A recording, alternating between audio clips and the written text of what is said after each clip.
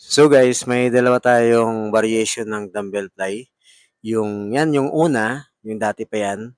And then yung pangalawang dumbbell fly is yung bago na ngayon, para bang upgraded na. So i-explain ko kung ano bang pinagkaiba at kung saang muscle talaga ba talagang pulido siyang tumatama.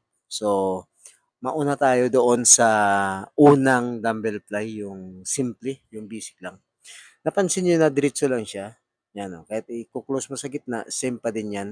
So, sa akin lang, hindi yan masyado pulidong tumatama sa upper chest, kundi sa front delt lang talaga, sa harapan ng shoulder.